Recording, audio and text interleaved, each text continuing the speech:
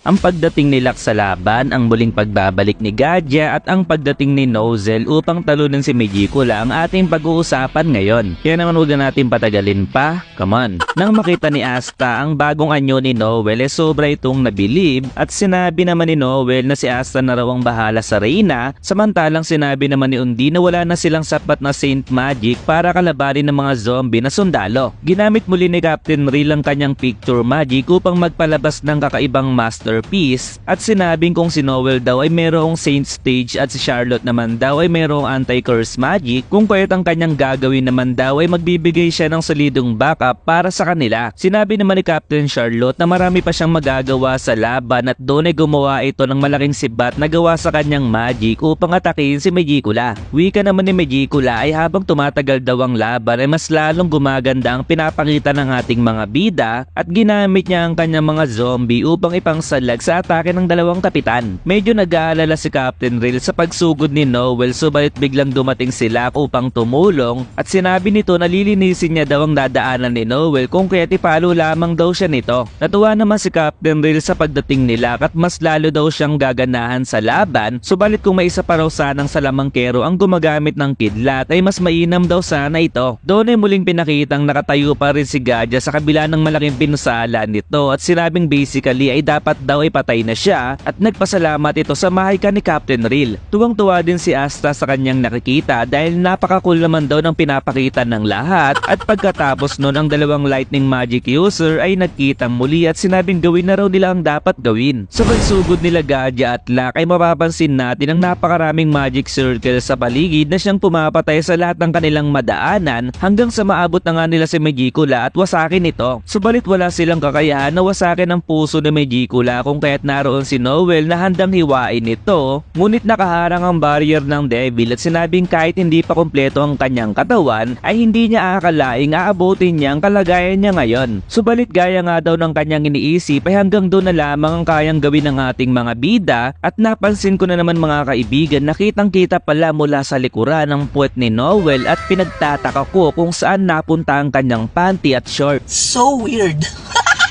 Nang makorner na si Noel ay handa na siyang tusukin ng blood magic ng Devil, pero sa hindi inaasahang pagkakataon ay lumabas ang isang pamilyar na magic at sinabing sino raw ba si Megicula upang magpakitang muli sa harap ng kanyang pamilya at doon ay pinakita si Captain Nozel na may katagang wala kang idea kung gaano ko katagal hinihintay ang pagkakataong itong magkita tayong muli. Pinakita ang nakaraan kung saan ang batang Nozel ay nasaksihan ng naging laban ng kanyang ina at pagkatapos daw malagyan ng sumpa si Asher ay walang kaalaman-lamang lahat sa nangyari at inakalang ang dahilan ng pagkamatay nito ay dahil sa kanyang panganganak. Nang malagyan daw ng sumpa ang kanyang ina ay tinamaan daw si Nozel ng pangalawang epekto nito na kung sasabihin daw nito ang nangyari ay mamamatay daw ito at kung sino man daw ang nakarinig ay magkakaroon din daw ito ng sumpa kagaya ng kay Nozel na parang isang sakit dahil nakakahawa. Kaya naman hindi raw masabi ni Nozel sa ibang tungkol dito at sinabi ni Asher na tigilan na raw ni Nozel ang kanyang ginagawa sapagkat kung ipagpapatuloy daw nito ay maaari siyang malagay sa peligro. Hindi raw madaling maging malakas agad wika ni Asher pero wag daw mag-alala si Nozel dahil sigurado raw siya na pagdating ng araw ay magiging malakas din sila na mas malakas pa sa kanya kung kaya't mabuhay daw ito. Pagkalipas daw ng isang taon ay walang nagawa si Nozel kundi ang panoorin ng kanyang ina at simula noon ay wala siyang ibang naisip kundi ang magpalakas at lumakas para maipagiganti niya ang kanyang ina at mga kapatid. Si Solid at Nebra daw ay lumalakas habang tumatagal subalit hindi raw sapat ito upang ipangtapat sa kagaya ni Vanica, samantalang si Noel naman daw ay hirap sa pagkontrol ng kanyang magic kung kaya't mas mainam daw na isang tabi na lamang ito. Kaya naman nakapag-decide si Nozel na maging cold ang treatment niya kay Noel upang mailayo ito sa panganib sapagat para sa kanya ang pumatay sa kanyang ina ay siya mismo dahil wala siyang nagawa sa mga panahon na yon. Ngayon daw ay nagpapasalamat daw si Nozel sa lahat ng Magic Knight na nasa kanyang paligid sapagat sa wakas daw ang lahat ng kanyang kinikimkim ay ibubuhos niya sa gagawin niyang pag-atake at doon ay nagpakawala ito ng maraming Mercury Magic. Subalit wika naman ni Megicula na nakakatouch naman daw ang kanilang pagkikitang muli subalit wala daw siyang ganong klaseng emosyon. Naalala ni Nozel ang sinabi ni Asher na tinataglay niya ang lakas ng bakal at flexibility ng tubig at wag daw akalain ni Megicula na maharang nito ang kanyang atake at napansin ng Devil na hindi maharang ng kanyang blood magic ang atake ni Nozel. Sunod-sunod na pag-atake ang ginagawa ni Nozel sa natitirang katawan ni Megicula subalit wika ng Devil na gaya daw ng kanyang inaasahan inaasahan ay hindi kayang wasakin ni Nozel ang puso ng isang Supreme Devil at na-realize din ni Nozel sa mga oras na yun ang kanyang pagkakamali na ginawa kay Noel noon sapagkat kailangan daw pala nilang maging malakas pareho at doon mga kaibigan ay nagawang hiwain ni Noel ang hiwa ni Megicula. Mali ang puso ni Megicula at sinabing nagawa daw siyang talunin ng isang taong hindi sumusuko sa laban. Habang nawawala si Megicula ay sinabi nito na mukhang nagkamali daw siya sapagkat kahit naging maingat at naisip na hindi siya matatalo ng isang tao ay napatanong ito na ang totoo daw ba nilang kapangyarihan ay nagmumula sa kanilang emosyon. Sa mga oras na yun ay nakalaya na din ang kaluluwa ni Aesir at masayang sinabi na lumaki daw ng malakas ang mga ito samantalang ang dalawa ay naiyak sa kanilang naramdaman. Tinanong ni Asta si Noel kung ano daw magic ang kanyang nakita at wika naman ni Noel na tumahimik daw ito subalit sa kanyang isip na ano daw ang kanyang gagawin dahil matagal niyang hindi nakita si Asta at nahihiya siyang tignan ito sa muka kung kahit binigyan niya ito ng malakas na uppercut ay naku kumikaringing na naman si Noel guys. Nagkatinginan ng dalawang magkapatid subalit si Nozel ay naisip na kahit wala na ang kanyang sumpa at pwede niya nang sabihin ang nangyari ay hindi naman daw niya alam kung paano niya kakausapin si Noel. Humihingi naman ng sorry si Captain Real kay Charlotte dahil sa anumang oras daw ay mawawala na ang epekto ng kanyang magic subalit wika ni Charlotte ay hindi raw kailangang humingi ng sorry ni Captain Real sapagkat dahil daw sa kanya ay nagawa niyang makalaban muli at hindi pa raw sila pwedeng mamatay ngayon. Sinalubong naman ng Reyna si Gadja at masaya naman si Gadja nang makita ang Reyna subalit bigla itong nag-collapse sa kalagitnaan ng masayang pagkikita. Ganun na rin ang dalawang kapitan kanina. Nababahala si Noel sa pagbagsak ng tatlo kaya naman ang Reyna ay ginamit ang kanyang magic upang sila ay mapagaling subalit hindi raw sapat ang kanyang magic para pagalingin ang ganong klaseng sugat. Sa isip naman ni Asta na walang magagawa ang kanyang espada sa ganong klaseng pagkakataon at wika naman ni Noel na hindi nila pwedeng hayaang mamatay ang tatlo sapagkat mabuti naman ang kanilang ginawa. Biglang lumabas si Vice Captain Nak at sinabi makontento na raw sila dahil nagawa naman nilang talunin ng isang Supreme Devil sapagkat hindi naman daw lahat ay nabibigyan ng gantimpala pero kahit sa kanyang isip ay nais niyang ma-rewardan sila Captain Charlotte. Pero biglang naalala ni Nak ang binilin sa kanya ni Lack na dapat nitong dalhin at doon ay napangiti si Noel sapagkat nagpakita ang magandang dilag na nababalutan ng mga bulaklak at sinabing hindi niya raw hayaang mamatay ang sino man. Ginamit ni Mimosa ang kanyang ultimate magic upang pagalingin ang tatlo at sinabi ni Noel na mukhang nahigitan nila ang realidad sapagkat yun daw talaga ang layunin ng paggamit ng magic. Tuwang-tuwa naman sila lalo na si Asta sa magandang pinakita ni Mimosa at doon ay humingi ng sorry si Lolopeka sa mga nangyari at wika naman ni Gadja na ginawa lamang daw niya ang kanyang dapat gawin bilang isang spirit guardian. Subalit wika ni Noel ay yun lamang daw ba ang sasabihin ni Gadja sa Reyna kung kaya't napaisip ito at biglang nagsabi ito ng matamis na I love you baby na sobrang kinagulat ng lahat ng marinig ito dahil mahal niya daw si Lolopeka hindi bilang isang Reyna kundi bilang isang babae. Hindi inaasahan ni Noel na yun pala ang sasabihin ni Gadja at inosenteng tanong naman ni Gadja na mali daw ba ang kanyang nasabi at makikita ang pagkataranta ng Reyna. Ganun na din si Undine at sinabing sa kanya lamang daw si Lolopeka pero kung si Gadja daw ay hindi na ito makapag-decide pa. Medyo naiirita naman si Nozel sa eksena pero nagpapasalamat daw siya kay Gadja dahil sa tulong nila ay mas lumakas pa ngayon si Noel at sinabing kailangan naman daw nilang iligtas si Yami kahit ano man na mangyari. Sa isip naman ni Nak na naligpasan daw ng lahat ang inaasahan niyang paglakas ng mga ito at ngayon daw ay si Zeno na lamang ang natitira sa Dark Triad. Pinakita naman ang eksena nila Yuno bago matalo si Megicula at sinabi ni Zeno na nag-aaksaya lamang sila ng oras kung kaya't tatapusin niya na ang laban at dito ay sinabi ni Yuno na bigyan daw siya ng 3 minuto nila ang Gris at tatapusin niya daw ito sa susunod niyang pag-atake. So 3